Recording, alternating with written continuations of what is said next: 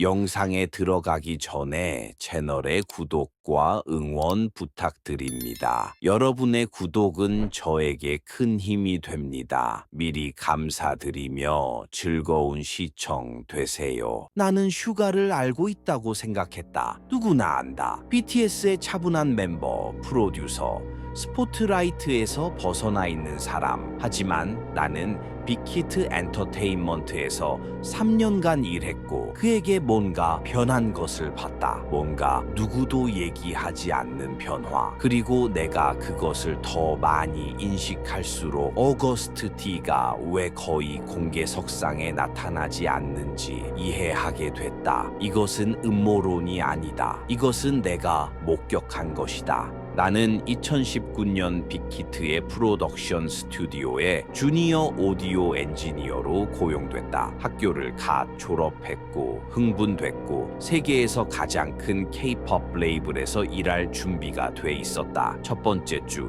나는 세션을 보도록 배치됐다. 스튜디오 B 들어갈 때까지 누구와 일할지 몰랐다. 민윤기는 프로덕션 보드에 앉아 있었고 헤드폰을 쓴 채로 완전히 움직이지 않고 있었다. 나가 들어올 때도 눈을 들지 않았다. 엔지니어가 나에게 끄덕였고 그냥 지켜봐, 말하지 말고 물어보지 마 라고 속삭였다. 첫 시간 동안은 이상한 것이 없었다. 윤기는 세밀했다. 전문적이었다. 그는 트랙을 레이어하고 되감고 다시 듣고 여기 주파수를 조정하고 저기 샘플을 조정했다. 그의 손가락은 마우스를 사용하는 것이 아니라 악기를 연주하는 것처럼 움직였다. 거의 명상적이었다. 하지만 뭔가 이상했다. 방이 차가웠다. 단순히 온도만이 아니었다. 공기가 묵직했다. 마치 방 자체가 숨을 참고 있는 것 같았다. 오후 2시경 윤기는 마침내 헤드폰을 벗었다. 나를 바라봤다. 진정한 미소로. 인터뷰에서 보는 그런 종류의 따뜻하고 겸손하고 친절한 첫 번째 날이야. 그가 물었다. 네, 나는 신경 쓰며 말했다. 내게 지켜볼 수 있게 해줘서 감사합니다. 그가 끄덕였다. 여기서 많이 배울 거야. 하지만 기억해 줄 것이 하나 있어. 음악은 단순한 소리가 아니야. 그것은 주파수야. 그리고 주파수는 사람을 바꾸어. 나는 그 말의 의미를 그때 이해하지 못했다. 나는 그것이 단순한 프로듀서 철학이라고 생각했다.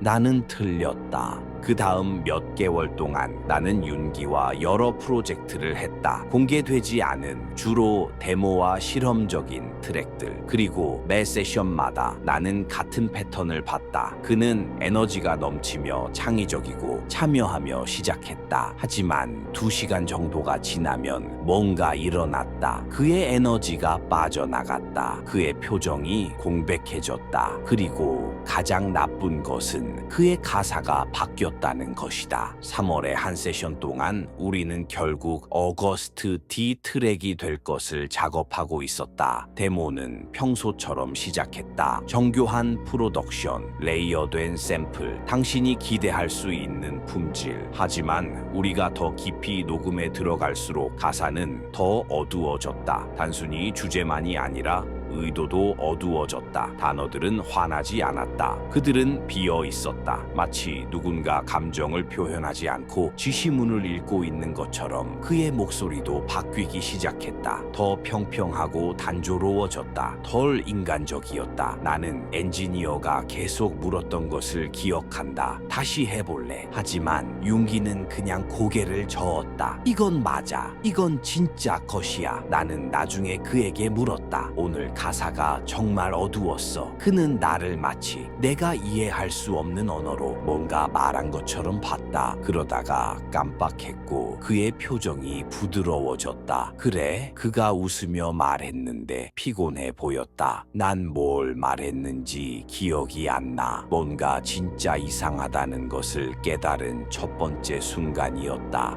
나는 더 주의 깊게 관찰하기 시작했다. 세션 로그를 확인하고 그의 목소리의 이전 녹음을 듣고 타임스탬프를 비교했다. 패턴은 일관성이 있었다. 오후 2시 이전 윤기, 제이 따뜻하고 현재에 있고 참여하는 오후 2시 이후 윤기, 거리감이 있고 차갑고 기계적인 어거스트 D 세션 중 윤기는 완전히 사라진 것처럼 보였다. 그리고 그것은 단순히 스튜디오에서만이 아니었다. 나는 건물의 다른 곳에서도 그것을 알아차리기 시작했다. 2층에 복도가 있었는데 바로 임원진 사무실 바로 밖에 나는 화장실에 가기 위해 통과해야 했던 곳이었다. 어느 날 나는 윤기가 창가에 서 있는 것을 봤다. 도시를 바라보며 완전히 움직이지 않고 특정한 것을 보지 않고 그냥 보고만 있었다. 나는 인사했다. 반응이 없었다. 더 큰 목소리로 다시 말했다. 그는 천천히 돌아섰다. 그의 눈이 다르게 보였다. 인터뷰에서 본 따뜻한 눈이 아니었다. 이것들은 차가웠다. 관찰적이었다. 마치 나를 분석하고 있는 것처럼. 그러다가 그가 미소 지었지만 그 미소는 눈에 닿지 않았다. 나의 어느 버전과 얘기하고 싶어. 그가 물었다. 내 피가 얼었다. 무슨 말이에요? 그는 창으로 돌아섰다. 괜찮아. 잊어버려. 나는 화장실에 가서 문을 잠갔고 변조에 앉아 10분 동안 자신을 그 대화를 상상했다고 확신시키려고 노력했다.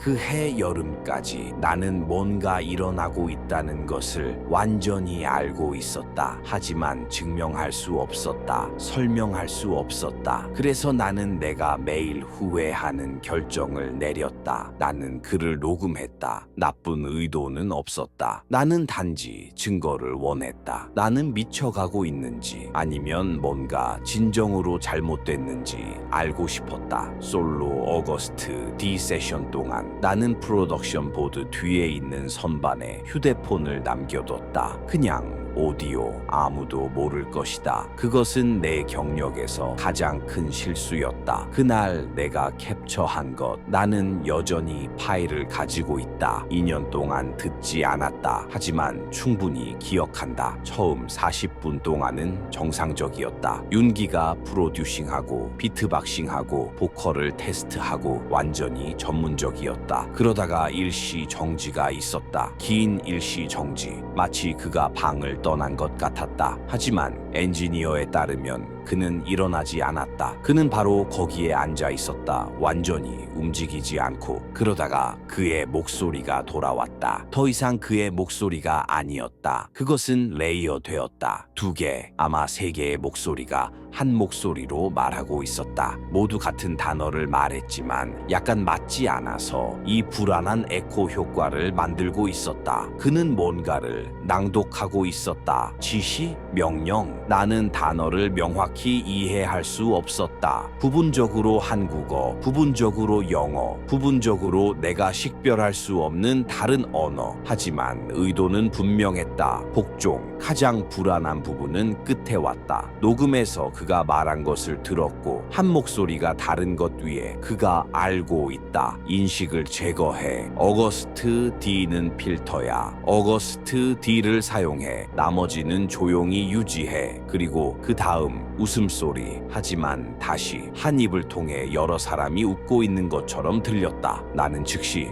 휴대폰에서 파일을 삭제했다. 아니면 삭제하려고 했다. 그것은 계속 다시 나타났다. 내 최근 삭제 폴더에 쓰레기를 비운 후에도 일주일 동안 그것은 그냥 거기에 있었다. 나를 괴롭히며 내가 휴대폰을 볼 때마다 나의 최근 파일은 그 오디오를 보여줄 것이고 비록 나는 그것에 접근할 수 없었지만 파일 이름이 바뀌었다 같은 네이밍 컨벤션으로 누군가가 휴게실에서 한번 언급했던 엘렌 파일. 그날 이후 나는 그것을 볼 수 없었다. 나는 그것을 못 들을 수 없었다. 그리고 다른 뭔가가 일어나기 시작했다. 윤기는 스튜디오에 오지 않기 시작했다. 공식적으로는 아니었다. 그는 절대 병가를 내지 않았다. 하지만 그는 그냥 없었다. 그의 자리는 비어 있을 것이다. 스튜디오는 어두울 것이다. 하지만 그의 이름은 여전히 일정에 있을 것이다. 어떤 날들 나는 복도에서 그의 모습을 포착했지만 그것은 달랐다. 그는 더 천천히 움직였다. 그의 눈은 더 텅 빈 것처럼 보였다. 마치 뭔가가 천천히 죽어가는 배터리에서 실행되고 있는 것처럼. 한 번 나는 휴게실에서 커피를 받으러 가는 그를 만났다. 나는 정상처럼 행동하려고 했다. 스튜디오에서 못 본 지 오래됐네. 나가 말했다. 그는 나를 오랜 시간 봤다. 그러다가 물었다. 너는 자신의 녹음을 듣니? 뭐? 너의 목소리, 너의 말. 너는 그들을 듣고 자신을 인식하지 못하니? 아니요. 나는 조심스럽게 말했다. 그건 넌 아직